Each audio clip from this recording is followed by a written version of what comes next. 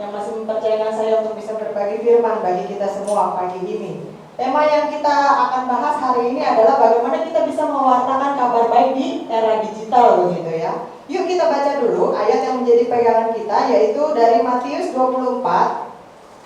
Matius 24 ayat yang ke-14. Matius 24 ayat yang ke-14. Kalau Bapak Ibu Saudara sudah menemukannya, kita akan baca bersama-sama. Matius 24 ayat ke-14, sudah ketemu semua ya? Siap? 3, 4. Dan Injil kerajaan ini akan diberitakan di seluruh dunia menjadi kesaksian bagi semua bangsa. Sesudah itu barulah tiba kesudahan. Ya, terima kasih. Nah, Bapak Ibu Saudara, hari ini gitu ya, mungkin sebagian besar dari kita punya lebih dari satu media sosial. Ada yang punya Facebook, ada yang punya Twitter gitu ya, ada yang punya Instagram, ada juga yang punya WhatsApp. Aduh, zaman sekarang kalau nggak punya WhatsApp tuh rasanya ketinggalan banget gitu ya, karena semua berita ada di WhatsApp begitu. Tadinya anak-anak saya yang waktu masih SD, saya tidak berikan handphone begitu ya, karena saya kasih tab tanpa SIM card, jadi mereka terbatas dengan WiFi. Tapi karena sekolahnya jadi sekolah online, mau nggak mau guru-gurunya bikin grup WhatsApp, guru-gurunya kasih tugas di WhatsApp dan segala macam, harus punya WhatsApp, harus punya handphone. Nah, pertanyaannya sekarang, kita yang punya media sosial, apa sih isinya? Apa sih isi media sosial kita? Oh kan saya suka masak Bu, jadi saya posting masakan saya dan cara masaknya. Bagaimana membuat sambal terasi yang paling enak, mulai dari mencuci sambal, mulai dari menanam sambal cabenya begitu ya. Atau kita mungkin, saya senang dengan fotografi, saya posting hasil karya saya. Saya senang dengan fashion, saya suka jadi foto model di rumah sendiri begitu ya. Saya ganti-ganti baju. Sekali lagi, apa sih yang kita upload, apa sih yang kita share di media sosial kita? Apakah itu berisi foto-foto kenangan kita habis liburan sama keluarga, atau berisi pemikiran-pemikiran kita, ide-ide kita, aduh ini statusnya bagus nih saya kompas begitu ya. Atau kita share renungan-renungan yang kita dapatkan setiap hari di WhatsApp kita dari berbagai orang, dari berbagai grup. Nah Bapak Ibu, apapun isi media sosial kita, itu intinya untuk mengekspos diri kita kepada dunia ini. Betul apa benar? Kita pengen orang tahu kita bisa masak, kita pengen orang tahu kita suka fashion, kita pengen orang tahu kita suka fotografi, kita pengen orang tahu kita suka berkebun, kita pengen orang tahu kita habis liburan dan selebihnya. Nah, tidak jarang banyak orang yang demi ingin populer, terkenal, melakukan tindakan yang ekstrim, bahkan tindakan yang aneh. Supaya apa? Supaya perhatian dunia itu mengarah kepadanya. Nah, inilah hasrat manusia yang ditangkap oleh para pembuat media-media sosial tersebut. Bagaimana manusia ingin menjadi semakin terkenal, bagaimana manusia ingin menjadi semakin populer, bagaimana manusia ingin semakin diketahui. Makin banyak dibicarakan, makin menjadi trending topik begitu ya, viral begitu. Dan popularitas pun makin melekat, banyak subscribernya, banyak followernya dan sebagainya. Tapi di sisi lain, Bapak Ibu Saudara, media-media sosial ini bisa juga loh kita gunakan untuk kemuliaan nama Yesus. Bisa juga loh kita gunakan untuk menyebarkan Injil. Bisa juga loh kita gunakan untuk mengajak orang ibadah. Bisa juga loh kita gunakan untuk menyampaikan kabar baik yang memang sebenarnya itulah tugas kita masih hidup di dunia ini. Dengan berbagai software, aplikasi, itu mampu menembus jarak dan waktu. Coba lihat ibadah kita hari ini. Bisa pakai Zoom, bisa pakai Facebook dan sebagainya. Orang-orang yang mungkin tidak keburu datang, tidak sempat datang, kurang sehat untuk hadir, masih bisa ikut ibadah melalui media-media sosial yang ada. Jadi artinya kalau kita mau berusaha, bisa loh media sosial itu kita jadikan untuk menginjil. Masalahnya mau atau tidak, bukan bisa atau tidak. Yuk kita lihat, apa sih yang harus kita share di media sosial kita? Ya tentunya berita yang baik begitu kan. Tapi berita yang baik yang seperti apa? Ada begitu banyak berita, ada yang baik, ada yang tidak baik, ada yang penting, ada yang tidak penting. Berita baik seperti apa yang harus kita share? Yang pertama, kita bicarakan tentang keselamatan dan kerajaan Allah. Kenapa? Karena ini memang penting. Kita masih bisa hidup di dunia ini melewati masa pandemi COVID, sementara mungkin orang-orang yang kita kenal sudah tewas, sudah meninggal, sudah larut di dalam pandemi COVID. Tapi kita masih ada di sekarang ini, karena kita masih punya tugas, Bapak Ibu Saudara. Jangan lupa, tugasnya ngapain? Ya ngurus anak, suami, bukan cuma itu. Yang ngurus gereja ya Bu, bukan cuma itu. Tapi kita harus tetap mengabarkan keselamatan dan kerajaan Allah. Ini satu hal yang berkaitan. Di dalam Yohanes 3 ayat yang ke-16, kita sudah hafal ya ayatnya ya. Sudah hafal? Yuk, ngomongnya apa? Karena begitu besar kasih Allah akan dunia ini sehingga Ia mengaruniakan anaknya yang tunggal supaya setiap orang yang percaya kepadanya tidak binasa, tapi ini kabar yang paling baik, paling penting yang harus kita kabarkan kepada orang lain. Pertama, ketika Allah menyatakan betapa besar kasihnya kepada dunia, Dia berhadapan dengan dunia yang justru telah kehilangan kasihnya. Manusia semakin jauh dari Allah, manusia semakin jatuh ke dalam dosa, manusia semakin cinta kepada dirinya sendiri, kepentingannya sendiri, kesukaannya sendiri, kepuasannya, kekuasaannya, kenyamanannya, dan keegoisannya sendiri. Pada saat yang sama, manusia semakin kehilangan kasih Allah. Kalau kehilangan kasih Allah, otomatis kehilangan kasih juga terhadap sesama. Yang dikasihi siapa? Dirinya sendiri. Bahkan ada banyak orang rela membunuh dirinya sendiri karena udah gak kasih lagi terhadap dirinya sendiri aja, enggak apalagi orang lain. Nah, kehadiran Allah di dalam dirinya makin lama makin sirna, makin larut, makin gak kelihatan. Ya, ibadah sih ibadah, masih kok dia datang rajin ibadah, masih kok dia pelayanan, masih kok dia pakai kalung salib, masih kok dia sebelum makan berdoa, tapi itu semuanya simbol keagamaan. Karena tidak ada lagi kasih Allah di dalam hatinya. Buktinya apa? Manusia semakin mudah untuk membenci. Mulutnya semakin kotor, paling gampang untuk memfitnah orang lain.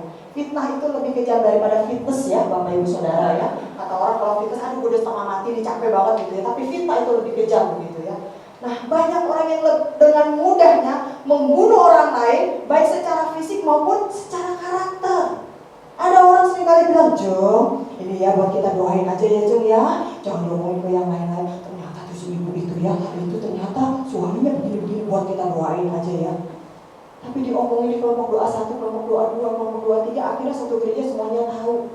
Buntut-buntutnya jadi gosip. Lebih mudah untuk menilai orang lain, menghakimi orang lain ketimbang menggunakan rasa simpati, empati, kasihannya. Itu karena manusia sudah kehilangan kasih Allah. Dan bagi dunia seperti inilah Allah itu rela turun ke dalam dunia. Bagi orang-orang yang sakit seperti inilah Allah itu rela datang ke dalam dunia. Ini yang harus kita kasih tahu. Hei, kamu tuh bisa sembuh loh. Hei, kamu itu bisa loh tidak memfitnah orang. Hei, kamu itu dikasih Allah loh. Sehingga apa? Allah yang kita sembah itu bukan Allah yang omong doang. Bukan Allah yang NATO, no action, talk only. Dia cuma pintar khotbah, cuma pintar ngajar, cuma pintar di atas mimbar, selebihnya hidupnya Senin sampai Sabtu itu urusan gue. Bukan. Artinya apa? Sehingga Allah mengaruniakan anaknya yang tunggal, satu-satunya semata wayang. Bapak Ibu Saudara mungkin di sini ada yang punya anak 12, katakanlah begitu ya, hari gini masih anaknya 12 gitu ya. Nah, aku nggak apa-apa Bu, mau bikin kesebelasan, oke lah gitu ya. Anaknya 12. Coba kalau kita pas-pasan, katakanlah begitu ya. Boleh nggak anaknya diminta orang 1 atau 2 untuk hidup yang enak loh? Bu, atau adik kita, atau kakak kita, om kita, atau tante kita, udah deh, hidup lo susah. Ini anak lo makannya Indomie terus setiap hari begitu ya. Indomie telur, telur Indomie, Indomie telur, telur Indomie begitu kan. Udah sini, saya ambil anak kamu 2, saya urusin, saya sekolahin, saya kasih masa depan yang baik. Nanti kalau dia udah dewasa, saya kembalikan kepada kamu. Bisa nggak kita kasih? Anaknya 12, diminta 1 atau 2, belum tentu dikasih. Untuk hidup enak loh, bukan untuk disiksa loh, bukan untuk dibunuh loh, bukan untuk diperlakukan, dianiaya loh, untuk diberikan masa depan yang cerah, belum tentu kita kasih. Tapi Allah anaknya berapa? 1. Untuk apa diberikan? Untuk menderita. Untuk apa diberikan? Untuk disiksa. Untuk apa diberikan? Mati di kayu salib setengah telanjang. Untuk apa diberikan? Untuk dihina.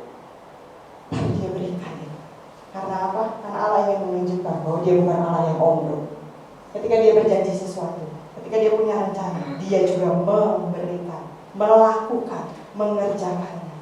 Sesuatu yang sebenarnya tidak layak untuk diberikan kepada kita, Bapak Ibu Saudara.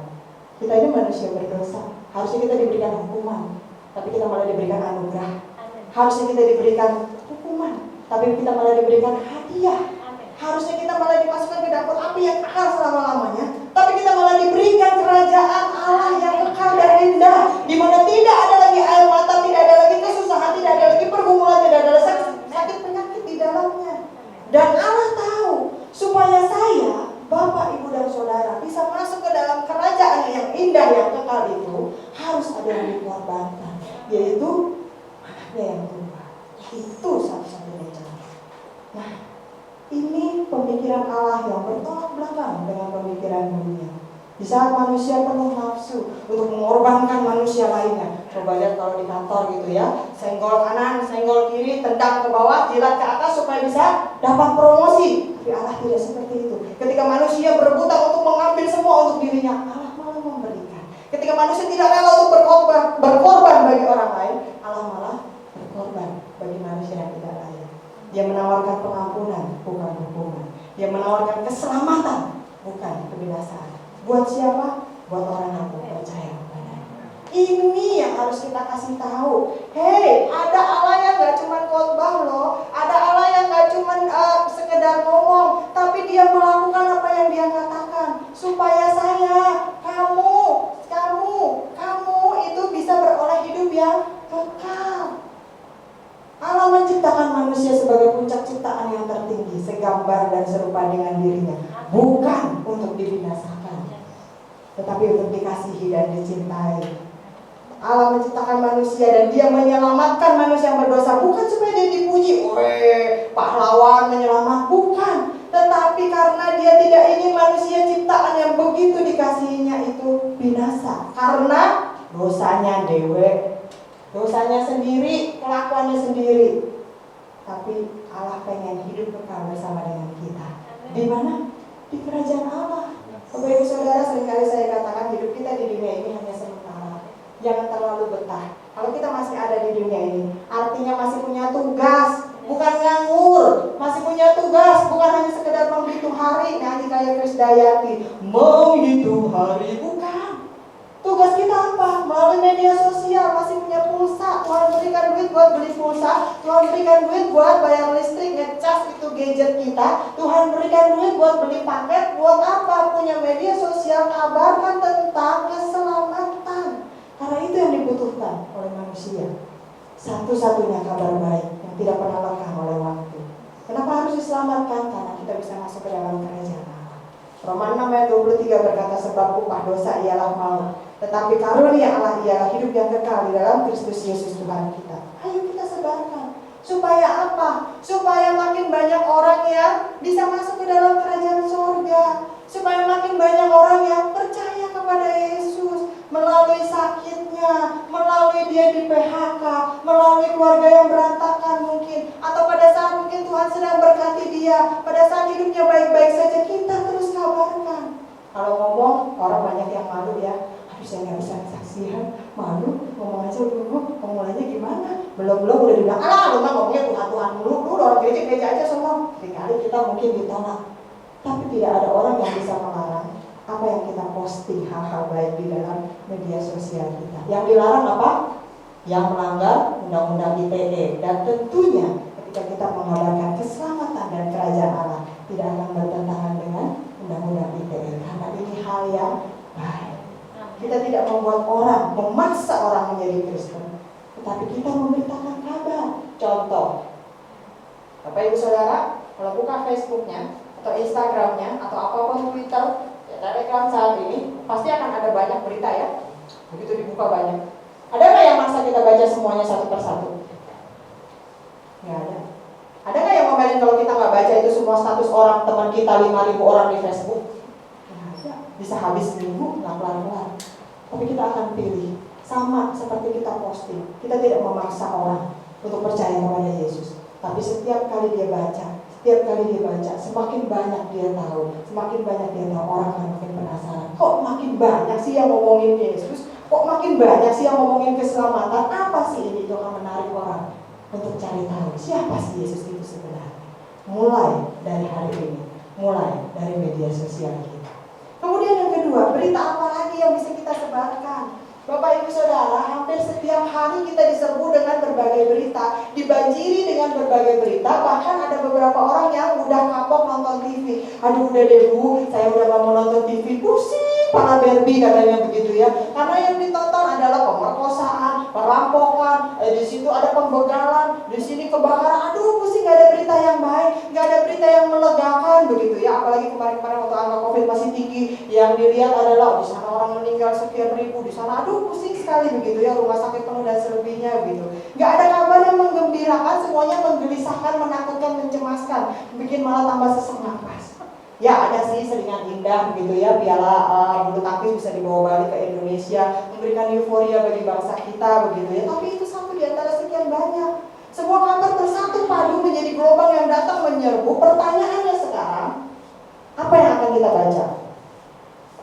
Ada banyak orang sempat untuk membaca berita, ada banyak orang sempat untuk membaca WhatsApp, ada banyak orang sempat untuk stalking Facebook, Instagram, Twitter orang lain, tapi dia nggak sempat untuk baca Alkitabnya sendiri. Padahal itu yang paling penting. Waktu kemarin Facebook sama WhatsApp itu sempat down, orang panik. Aduh gimana nih? Aduh gimana? Gue nggak ada WhatsApp nih. Aduh nggak update nih gue. Waktu satu hari dia lupa baca Alkitab, dia nggak panik. Nggak apa-apa. Tuhan itu Maha Pengampun. Besok masih bisa lagi. Satu hari dia lupa berdoa, Tuhan kau kan sudah tahu apa yang ada di dalam hatiku, di dalam pikiranku, ya udah lihat aja sendirian, Tuhan gak sempat berdoa nih. Bapak Ibu Saudara, apa yang kita baca hari itu? Dan dari yang kita baca, apa yang kita bagikan? Berita apa yang kita teruskan di media sosial kita? Berita yang semakin menggelisahkan, berita yang semakin membuat orang lain takut, semakin membuat orang lain menorehkan kepahitan, atau kita membuat status yang nyindir-nyindir orang lain, dosa orang lain, kesalahan orang lain, yang orang baca jadi nggak tahu jadi tahu. Matius 11 ayat yang pertama menceritakan setelah Yesus selesai berpesan kepada ke-12 muridnya, pergilah ia dari sana untuk mengajar dan memberitakan gosip. Begitu? Tidak. Memberitakan berita bencana alam. Tidak. Di sana jelas dikatakan untuk mengajar dan memberitakan Injil di dalam kota-kota mereka. Bapak Ibu, saya masih ingat waktu saya kecil, Alkitab Perjanjian Baru tuh seringkali hanya Perjanjian Barunya saja ya. Kalau kita kan pegang Perjanjian Baru dan Perjanjian Lama, itu seringkali di depannya ditulis good news, kalau yang masih ingat ya. Nah, orang seringkali zaman dulu cuma baca yang bawa Alkitab Perjanjian Barunya saja, gitu. Ditulis good news. Artinya apa? Injil itu memang kabar baik. Kabar baik bagaimana? Kabar baik bahwa masih ada Allah yang peduli dan mengasihi manusia loh. Di saat kiri kanan kita mungkin gak peduli, di saat keluarga kita mungkin sudah mengucilkan kita, masih ada Allah yang peduli dan mengasihi kita. Ini kabar yang paling dibutuhkan. Manusia butuh untuk dikasih. Siapa sih yang mau disayang? Apa di sini ada yang maunya diomelin sehari 3 kali sudah makan? Kayak orang minum obat. Aduh papa, omelin aku dong pak, hari ini kayaknya aku belum diomelin sama papa. Coba dong diomelin kerjaan aku. Atau bos, tolong dong bos, di kantor bos, kayaknya hari ini aku belum digebrakin meja ini bos. Gak ada. Kita semua maunya disayang. Itu kebutuhan paling mendasar manusia. Dan kabar ini yang harus kita sampaikan. Di saat manusia merasa sepi sendirian, kamu gak sendirian loh. Ada Allah yang selalu beserta dengan kamu. Di saat dia berada di titik terendah, nabil terdalam dari titik kehidupannya, kita masih bisa bilang, ada Allah yang memberikan damai sejahtera, sukacita. Manusia gak bisa bantu, manusia gak peduli, manusia udah bosan dengan curhatan kita, datang sama Allah. Aduh aku sakit gak sembuh-sembuh, orang lain disembuhkan. Ada Allah yang menyembuhkan loh. Walaupun mungkin bukan secara fisik, tapi dia pasti menyembuhkan hatimu. Karena yang penting apa? Yang penting hati bagi Tuhan. Fisik bisa makin tua, fisik bisa tetap sakit, fisik bisa jadi cacat, fisik bisa jadi rusak, tapi hati yang tetap mulia bagi Allah. Jaga hatimu. Waktu orang dia merasa orang lain kok gak peduli sama dia, ya aku ini lemah, aku ini bodoh, aku ini terbatas, aku ini gak bisa ngapa-ngapain loh, aku ini gak bisa keluar dari jebakan dosa. Kita bisa bilang, masih ada Allah yang empati loh, bukan cuma simpati, empati dengan kelemahan kamu. Dia tahu kamu lemah, dia tahu kamu suka lupa berdoa, dia tahu kamu masih suka gosipin orang, dia tahu dosamu, dia tahu apa perasaanmu yang terdalam. Walaupun di depan orang kamu selalu tersenyum. Itu Allah yang empati. Ada Allah loh. Aduh, keluarga tuh selalu berantakan, selalu berperang. Hei, ada Allah yang membawa perdamaian dan Dia bekerja melalui kamu. Ini kabar yang harus kita sampaikan. Ini kabar baik di antara kabar-kabar lainnya, membuat kita merasa lega, membuat kita merasa sukacita, membuat kita merasa disayang, dikasihi. Dan orang Kristen melakukan kasih karena peduli. Orang Kristen peduli karena kasih. Dua ini tidak pernah berpisah. Ketika kita melakukan aksi sosial, ketika kita membagikan nasi bungkus, ketika kita mengumpulkan dana untuk pendidikan, saya lihat di warta saudara, itu semua bukan untuk menepuk dada kita, tetapi untuk menyatakan bahwa hei, aku mengasihi kamu, aku peduli pada kamu, aku melakukan sesuatu. Ini yang harus kita share di media sosial kita. Bagaimana kabar baik ini ditunggu oleh dunia, bahwa di tengah dunia yang tidak peduli lagi dengan orang lain, di tengah dunia yang mementingkan dirinya sendiri, masih ada Allah yang terus peduli dan tidak pernah meninggalkan kita. Sekalipun kita yang meninggalkan Dia, Dia tetap setia menunggu kita kembali. Apa yang bisa kita lakukan untuk hal ini? Share flyer ibadah saudara. Itu dibuat dengan susah payah, dengan kreativitas. Saya tahu karena saya juga belajar ngedit selama pandemi ini, begitu ya. Dibuat dengan susah payah, bukan sekedar untuk saudara terima lalu saudara bilang begitu saja, tidak. Tetapi saudara bagikan di media sosial saudara, tidak memaksa orang untuk ibadah, tetapi mengingatkan mereka, oh iya ya, gue selama ini udah gak datang ibadah, udah datang lagi ke gereja malu, tapi melalui layar bisa ibadah, bisa dengar firman Tuhan walaupun tidak tampilkan wajahnya, walaupun tidak hadir di gereja. Kita bisa nggak besuk via Zoom? Bisa. Oh, saya nggak ngerti Zoom. Ya udah, video call WhatsApp paling gampang kan dipencet. Kemana aja? Ada 2 minggu nggak kelihatan. Aduh, kok dasteran terus di rumah gitu ya. Ayo dong, nggak kangen nih datang ibadah. Bisa nggak besuk? Sehat-sehat kan semuanya, Jen ya, sehat. Bisa. Jangan dipakai cuma buat nonton TikTok begitu kan. Habis pulsa yang didapat apa nggak jelas. Bisa nggak kita share tentang aksi-aksi sosial kita? Bisa, bukan buat kesombongan, tapi buat mengingatkan orang lain. Hey, yang punya berkat lebih, yang lagi Tuhan berkati, ayo gabung sama kami yuk, kami bagikan nasi bungkus. Ayo gabung sama kami yuk, kami kumpulkan dana. Kita share supaya orang lain tahu bahwa orang Kristen juga mengasihi dan peduli. Kita share supaya orang-orang Kristen lainnya juga tahu, hey, masih ada orang Kristen yang sungguh-sungguh peduli dan mengasihi satu sama lainnya. Kenapa? Berita baik ini perlu kita sampaikan. Karena dunia semakin tidak peduli. Bahkan di tengah kekristenan sekalipun ada banyak berita-berita tidak baik yang bisa sampai kepada kita. Makanya perlu kita lawan, perlu kita share berita yang baik. Ada Allah yang peduli dan mengasihi. Ada orang-orang Kristen yang peduli dan mengasihi. Dan bukan sekedar mengasihi begitu saja di atas mimbar. Mereka melakukan aksi-aksi sosial. Perlu kita share apa yang gereja kita lakukan, supaya orang lain juga termotivasi. Bukan hanya jemaat di gereja kita, tetapi orang-orang di gereja lain. Gereja itu gak ada nasi bungkus. Ih, gak perlu banyak loh, cuma 50 bungkus bisa. Yuk kita juga yuk, mungkin kita gereja kecil, cuma bagian roti 100 gak apa-apa. Jangan tunggu sampai jadi besar untuk melakukan sesuatu, tapi mulai dari sekarang supaya sesuatu itu menjadi besar. Amin. Sebarkan dari sekarang apa yang gereja mau lakukan. Gampang, paling gampang bagiin flyer. Sama jemaat kan semuanya udah tahu, Bu. Bagi ke yang bukan jemaat. Setiap hari saya mengirimkan renungan. Renungan itu dulu saya kirimkan waktu papa saya almarhum masih ada. Itu beliau buat sendiri. Setelah 8 tahun yang lalu beliau berpulang, saya akhirnya mendapatkan banyak kiriman-kiriman renungan. Saya baca yang memberkati saya bagikan kembali. Lah Bu, kan kita juga udah dapat. Terserah mau baca, mau tidak, mau terima atau tidak, pokoknya saya bagikan. Sampai satu kali saya merasa ini rasanya kok percuma ya bagi-bagiin gini, orang juga udah pada baca kali tiap hari. Tapi pada saat itu Tuhan menguatkan saya bahwa apa yang saya lakukan ngebagiin renungan artikel setiap pagi ternyata tidak sia-sia. Ada orang-orang yang Tuhan gerakkan untuk menjawab, yang bilang begini, Bu, selama ini saya baca tapi saya nggak pernah jawab, tapi hari ini saya begitu dikuatkan, puji Tuhan. Ketika ada feedback seperti itu membuat pelayanan kita kembali bersemangat. Bukan untuk pujian kita, tetapi ternyata firman itu dibaca. Bu, selama ini saya juga nggak baca, saya langsung delete aja kalau dari ini. Oh ya puji Tuhan, dalam hati saya nggak apa-apa lah ya, setidaknya masih ada waktu buat nge-delete begitu kan. Tapi kok hari ini saya tergerak buat ngebaca ya Bu, dan bener loh Tuhan menegur saya loh Bu. Saya selama ini udah nggak pernah baca firman Tuhan, udah nggak pernah ke gereja. Saya pikir Tuhan di mana di masa pandemi seperti ini Tuhan gak menolong saya. Terima kasih ya Bu, bukan buat saya, bukan saya juga yang bikin begitu kan.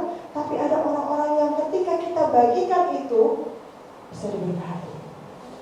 Jangan cuma share hal-hal yang lucu, lelucon, gambar-gambar yang gak jelas. Tapi yang penting, tunjukkan bahwa orang Kristen mengasihi dan peduli.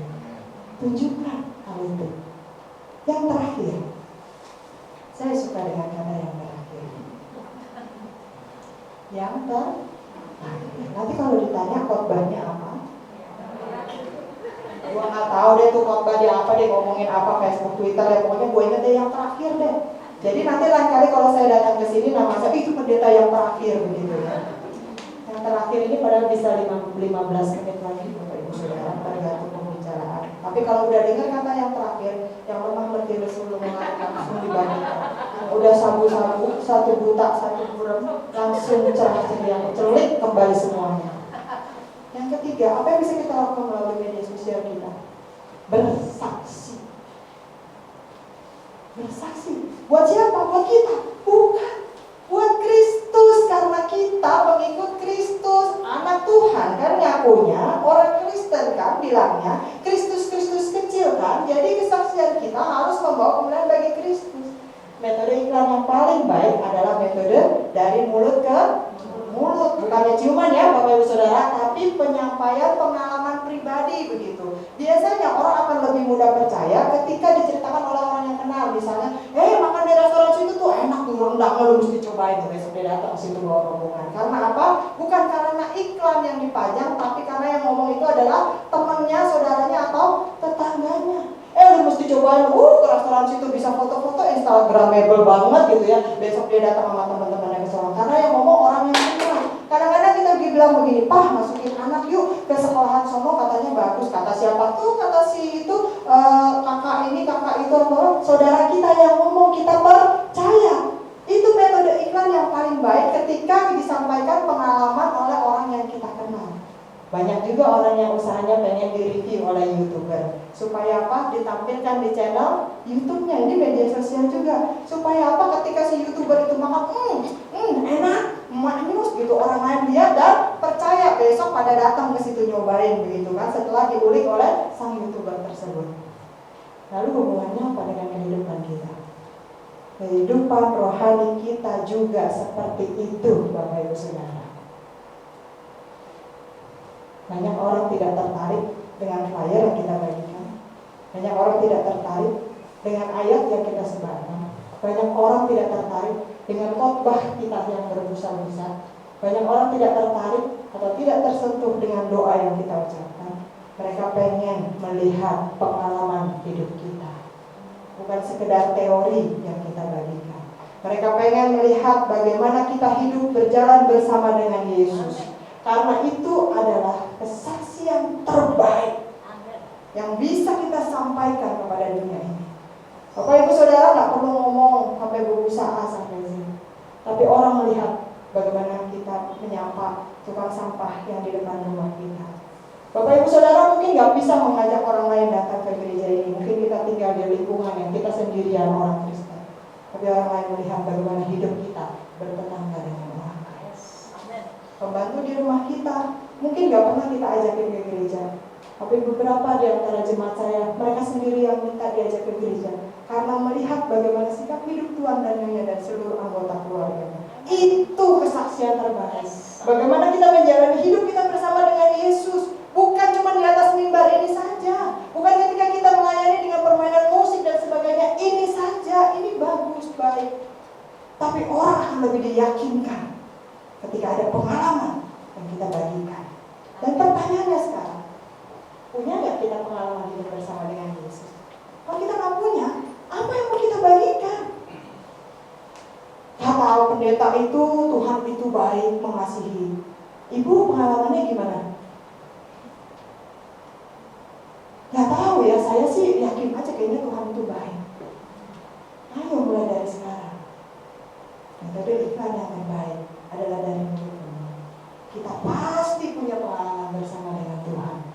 Cuman kadang-kadang kita yang meremehkannya, kita yang menyepelekannya. Kalau sakit kanker disembuhkan, haleluya, Tuhan penyembuh, bersaksi di mana-mana. Kalau sakit pilek disembuhkan, biasa aja itu mah minum paramek juga sembuh. Berapa banyak orang sakit pilek akhirnya jadi sinus, jadi kepanjangan, gak sembuh-sembuh, ya kan? Artinya kalau sakit pilek aja bisa sembuh, itu juga karena Tuhan yang menyembuhkan, bukan cuma karena obat-obatan warung. Sakit kepala gak apa-apa, sebentar juga sembuh, itu mah biasa, gue juga udah sering setiap hari begitu. Kalau nanti ada tumor di kepalanya terus mendadak hilang, baru haleluya bersaksi Tuhan itu baik, pengalaman baru bersama dengan Tuhan. Sakit kepala aja juga udah bikin pusing, gak usah sampai tumor. Kalau sakit kepala bisa sembuh, itu juga karena Tuhan. Itu disaksikan. Orang ingin melihat pengalaman kita, Bapak Ibu Saudara. Bukan hanya sekedar ayat yang kita bacakan, bukan hanya sekedar nyanyian yang kita nyanyikan. Orang ingin melihat hidup kita dan bagikan itu di media sosial kita. Bukan hanya ketika kita ada di dalam gereja, bukan hanya ketika kita di dalam komunitas kita. Orang-orang di sekeliling kita mungkin tahu kita orang Kristen, tapi mereka akan lebih tergerak untuk tahu tentang Yesus ketika mereka melihat hidup kita, ketika mereka melihat Facebook kita, Instagram kita, Telegram kita, Twitter kita, apa yang kita posting di sana. Ini orang Kristen, kok postingnya yang begitu-begituan, gambarnya nyerempet-nyerempet. Wih, orang Kristen, kok tontonannya, filmnya begitu-begituan, beranak di dalam kubur, begitu kan, tendangan si lumpuh, misalnya begitu, lirikan si buta, begitu kan. Apakah status kita membuat orang lain tertarik kepada Kristus karena kita menceritakan pengalaman kita, atau justru membuat orang lain menjauh dari Kristus? Kemarin ya gua ke gereja, gila lu gereja gua lu, masa ada kolektor bukan yang ngambil malah, bukan yang ngasih malah ngambil. Itu kita posting di media sosial kita. Apakah membuat orang terkesan simpati dengan kekristenan? Tidak, yang begitu-begitu nggak usah diposting.